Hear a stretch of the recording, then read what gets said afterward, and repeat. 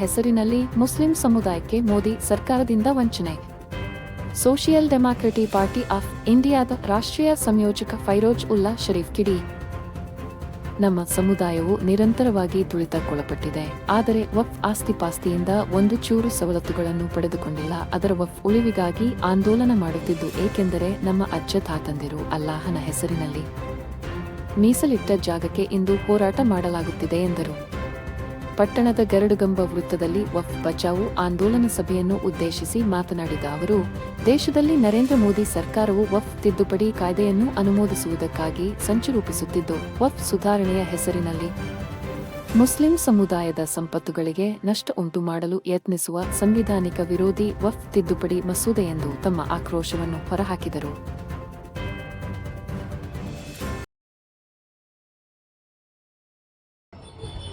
साथियों, आप लोगों को मालूम होना चाहिए, मगर बड़ा अफसोस है कि आप लोगों के ऊपर जुल्म पे जुल्म हुआ, जुल्म के शिकार बने। ना आज तक वक्फ बोर्ड की जानिब से आप लोगों को वो सहूलतें नहीं मिली, फिर भी आप लोग वक्फ बोर्ड के लिए आवाज उठाने आए हैं। क्यों? क्योंकि वक्फ बोर्ड आपके बाप दादाओं ने अल्लाह के नाम पर वक्फ किया था, उसलिए आए हैं। साथियों, आज नरेंद्र मोदी सरकार इस बिल को पास करने की जो साजिश रच रही है, इसके पीछे हमारे चंद मुनाफिकों की चाल है। अगर वो मुनाफिक जिस तरह शहीद टीपू सुल्तान रहमतुल्लाह अलैह पूरा हिंदुस्तान के अंदर अंग्रेजों को भगाने के लिए दिन रात मेहनत कर रहे थे, अपने बच्चों को गिरवी रख रहे थे, तब तक हिंदुस्तान सेफ में था, हिंदुस्तान का हर फर्द अमन में था।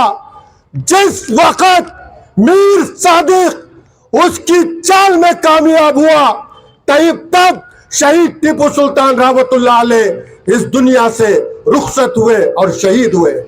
में चल रहा है, काश हमारे वक्फ बोर्ड के अंदर रहने वाले लोग इस चीज को सही समझते, अल्लाह की अमानत समझते, अल्लाह की अमानत समझकर काम करते, आज एक इंच भी वक्फ बोर्ड की इन फैसिस्ट ताकतों के हाथ में नहीं जा सकती थी। इस बात को आप लोग समझना चाहिए। मुझे बड़े दर्द के साथ कहना पड़ रहा है, मुझे बड़े फिक्र के साथ कहना पड़ रहा है, हमारी बच्चियों की जब लिफ्ट के बाहर खड़कर चंदा मांगती है, मुझे अफसोस के साथ कहना पड़ रहा है, जब कोई बहन बेटी की डिलीवरी होती है तो उसकी माँ, उसका भाई, उसका बच्चा मस्जिद मदारिस के सामने चंदा मांगता है। आप लोगों को मालूम होना चाहिए, वक्फ बोर्ड की 1,20,000 करोड़ की आमदनी है, 1,20,000 करोड़ की आमदनी। अगर इस वक्फ बोर्ड की आमदनी सही जगह पर लग जाए, इंशाअल्लाह हिंदुस्तान के अंदर जितने मुसलमान हैं, ना ये गरीब रहेगा, ना कोई झोपड़पट्टी में रहेगा, ना कोई जुल्म का शिकार होगा।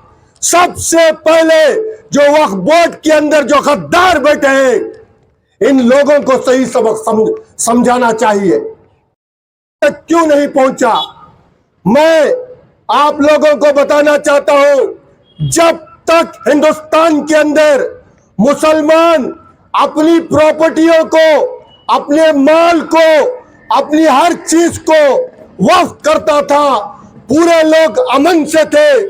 जब हिंदुस्तान के अंदर ये मीर सादिक जैसे गद्दार वक्फ बोर्ड की प्रॉपर्टियां बेचना शुरू किए, वक्फ बोर्ड को धोखा देना शुरू किया, मुसलमान फुटपाथ पर आ गया, मुसलमान गरीबी में मुब्तला हो गया, मुसलमान बहनें बच्चियां दूसरों के बिस्तर की जीनत बन गई। आप लोगों को समझना चाहिए, क्या अल्लाह खामोश रहेगा? अल्लाह उन मुनाफिकों के ऊपर, उन गद्दारों के ऊपर जरूर भी जरूर अजाब उतार कर रहेगा। साथियों, सबसे पहले मैं इन बातों को इसलिए कहना चाह रहा हूं, आप लोगों को हर चीज जानना चाहिए, हर चीज का अमल करना चाहिए। जो हमारे मुफ्ती साहब ने बताया, इनसे बैठकर पूछना चाहिए कि हम लोग इन मसलों को किस तरह से हल करें, हम लोग किस तरह से अपने आप को बड़ा कर सकते हैं, किस तरह से हम इस गरीबी को हटा सकते हैं, किस तरह से हम अमन इत्तेहाद लगा सकते हैं। मशवरे करना चाहिए कि है पूरा डॉक्यूमेंट तैयार है, तमाम चीजें हैं, मगर चंद फैसिस्ट ताकतों की आवाज पर वहां के मौलाना ने उस मस्जिद के चंद हिस्से को ताला लगा दिया। क्यों? क्योंकि हमें भाईचारगी कायम करना है। मैं पूछना चाहता हूं, क्या ऐसी बुजदिली की भाईचारगी हमें चाहिए? जो हमारा माल है, हमारी चीज है और हमारे हक, हमारी चीज की हक है, और उसे मोहब्बत से पूछेंगे तो वो अलग बात है। छीन रहे हैं, हमारी इबादत गाहों को छीन रहे हैं।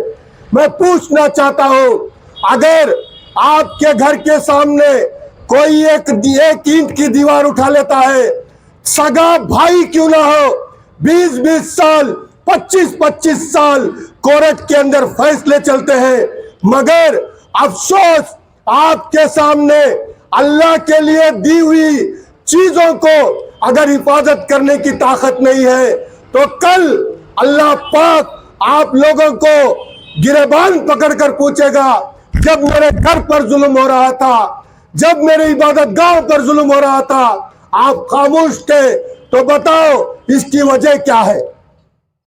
नहीं, मसला नहीं है, all India Muslim personal law का मसला नहीं है, ये हर इंसान का मसला है। साथियों, जैसा कि मुफ्ती साहब ने बताया, अगर कब्रिस्तान आपसे छीन लिया जाए तो बताओ आपके लाशों को कहां दफन करोगे? अगर आपकी मसाजिदें छीन ली जाएंगी तो बताओ आप इबादत कहां करेंगे? अगर आपके मदारिस छीन लिए जाएंगे तो बताओ आपके बच्चों को उलमा इकराम कहां से बनाओगे, मुफ्ती कहां से बनाओगे, खारी कहां से बनाओगे, और जो दीन की बात है वो आने वाली नस्ल तक कैसे पहुंचाओगे? वक्फ बोर्ड को इसे मामूली मत समझो, ये फिरका परस्त की बड़ी साजिश है। इन्होंने एक प्रोपोगंडा बना लिया है, हम एक एक मस्जिद नहीं हासिल करेंगे, ये एक एक मदारिस नहीं हासिल करेंगे, ये एक एक खानखा नहीं हासिल करेंगे। एक वक्फ बोर्ड के जरिए से हिंदुस्तान के अंदर से दीन को खत्म कर देंगे, इस्लाम को खत्म कर देंगे, मुसलमानों को मजबूर कर देंगे। ये इनकी एक सोची समझी साजिश है। घर घर जाकर QR कोड के जरिए से मेल करने की कोशिश कर रहे हैं। बड़े बड़े ऑफिसर के घर वाले, बड़े बड़े लोगों के घर वाले, इनको पता ही नहीं है ये वक्फ बोर्ड का क्या मसला है और वक्फ बोर्ड के ताल्लुक से क्या चर्चा चल रहा है। यहाँ तक कल मैसेजेस आए हैं, अगर मिसयूज होकर वो गैर के पास चले गया तो हमारा अकाउंट डिलीट हो जाएगा, हमारे पैसे खत्म हो जाएंगे। इतनी भोली बनकर हमारी कौम बैठी हुई है, बड़ा अफसोस के साथ कहना पड़ रहा है। साथियों, हम लोगों को इस मुल्क के लिए फिर से एक शहीद टीपू सुल्तान रहमतुल्लाह अलैह को पैदा करना चाहिए, फिर से हम लोगों को आवाज उठाना चाहिए। मैं सल्यूट करता हूं मुफ्ती सलमान अजरी साहब को, उन्होंने कभी भी फैसिस्ट ताकतों के सामने घुटने नहीं टेके, जेल को जाना पड़ा, उस जेल को जाना मंजूर किया। ये होते हैं उलमा इकराम, ये होते हैं फिक्रमंद साथी। मैं सल्यूट करता हूं हमारे मौलाना हमारे सज्जाद नोमानी साहब को। हर गली गली में, हर मोहल्ले में, हर घरों के पास पहुंचकर इकट्ठा करने की कोशिश कर रहे हैं, इस मुल्क की हिफाजत के लिए कोशिश कर रहे हैं। सिर्फ मुसलमानों के लिए नहीं, दलितों के लिए, आदिवासियों के लिए, सिखों के लिए, क्रिश्चियनों के लिए, तमाम के लिए हम लोग इकट्ठा करना चाहिए। हम लोगों के सामने चंद लोग आकर कहते हैं फलाने मजहब के लोग दूर हो रहे हैं, फलाने लोग दूर हो रहे हैं। ये फिस्ताई ताकतों की साजिश है, कोई भी दूर होने के लिए तैयार नहीं है। आप पहले 20 साल 25 साल पहले जो मोहब्बत रखते थे, आज भी वो मोहब्बत हिंदू भाई रखते हैं, आज भी वो मोहब्बत दलित भाई रखते हैं। आपको पहुंचना है। जब तक इस बिल को रिजेक्ट नहीं किया जाएगा, हमें धरना करना पड़ा तो धरना करना चाहिए। जिस तरह हमने एनआरसी सीएए बाइकॉट किया है, इसी तरह हर मस्जिद के सामने पिंडाल डालकर जब तक इस बिल को रिजेक्ट नहीं किया जाएगा, तब तक हम लोगों को धरना देना पड़ेगा, तभी जाकर ये मसला हल होगा। सिर्फ जुमा की नमाज के बाद 3 बजे तक आप आ गए और ये क्यूआर कोड कर दिया, ये मसला हल हो जाएगा? नहीं, फिस्ताई ताकतें भी इस पर बड़ी सी बड़ी कोशिशें कर रही हैं। और आपको मैं आखिरी में ये बात कहना चाहता हूं, किन लोगों पर भरोसा कर कर बैठे हो, कौन आपकी हिफाजत करेगा करके आप भरोसा करके बैठे हो? उन सियासतदानों पर जो हिजाब का मसला नहीं हटा सके, उन सियासतदानों पर जो खाने पीने की पाबंदी फिस्ताई ताकतों ने रख कर गई थी, उसे हटाने की ताकत नहीं है। किस हुकूमत पर आप भरोसा कर कर बैठे हो? ये हमारी मदद करेगा। ये 130 पर 6 सीटें मिलने के बावजूद भी आज तक यहाँ पर जो 4% बिल जो रिजर्वेशन खत्म कर दिया गया था, उसे वापस लगाने की ताकत नहीं रखते, तो वो हुकूमत आपके वक्फ बोर्ड की हिफाजत करेगी? वो हुकूमत आपके बच्चों की हिफाजत करेगी? वो हुकूमत आपके मसाजिद की मदारिस की हिफाजत करेगी? नहीं करेगी। आपको ही करना पड़ेगा। मुझे बड़ा अफसोस के साथ कहना पड़ रहा है, कर्नाटक के हमारे 9 एमएलए हैं। बताओ, इस वक्फ बोर्ड बिल के वास्ते क्या ये 9 एमएलए एक जगह बैठकर हमारे वक्फ बोर्ड की हिफाजत किस तरह से कर सकते हैं? ये एक मीटिंग की है। बताओ, उलमा इकराम को बुलाकर क्या उन्होंने मशवरा किया है? बड़े अफसोस के साथ कहना चाहता हूं, 2000 रुपए देकर वोट खरीद कर क्या वो आपकी हिफाजत करेंगे? नहीं करेंगे। आप समझना चाहिए, आप अपने आप को आगे निकालना चाहिए। यही मकसद है SDPI social democratic party of India का। अरे 2 ही रास्ते हैं हमारे सामने, या तो कब्रिस्तान को चले जाएंगे या तो जेल को चले जाएंगे, मगर कौम के साथ गद्दारी नहीं करेंगे, मुल्क के साथ गद्दारी नहीं करेंगे। ये SDPI social democratic party of India के आखिरी कैडर का वादा है।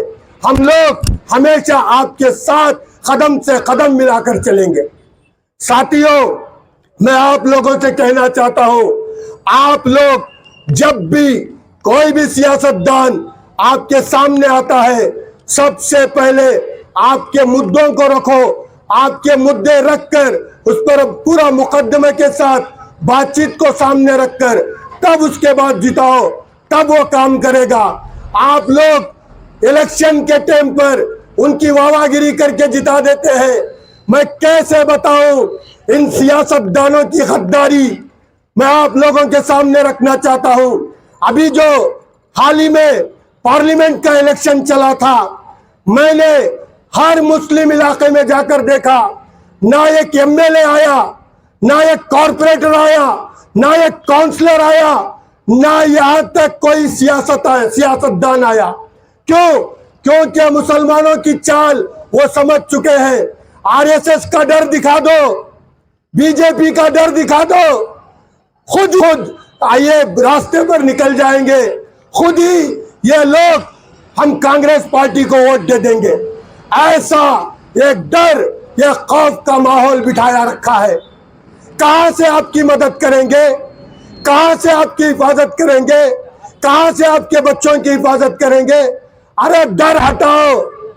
अरे हिंदुस्तान के अंदर नरेंद्र मोदी ही बैठ गया, यहां पर कोई एक बीजेपी का आ गया तो हम उससे क्यों डर जाए? हम बताएं, तुझे जिताएंगे तो हमारे इन मसलों को हल करो, तुझे हुकूमत में बैठना है तो हमारे इन मसलों को हल करो, तब जाकर आपका विकार बनेगा, आपको इंसाफ मिलेगा, आपको हक मिलेगा। साथियों, कैंपेन औरतों के जरिए से चला रहे हैं। ये कैंपेन का मकसद है वक्फ बोर्ड बचाओ, औरतों के हिजाब की हिफाजत हो, औरतों की पढ़ाई की हिफाजत हो, औरतों के हर मसले की तमाम चीजों की हिफाजत हो। ये हम कैंपेनिंग चला रहे हैं। इंशाअल्लाह और 2 महीने का कैंपेनिंग हम हर घर घर में जाकर समझाएंगे वक्फ बोर्ड क्या है, हमारे मुल्क के अंदर हमारी इख्तियारी क्या है, हमारा हक क्या है, हम लोगों को किस तरह से आवाज उठाना है।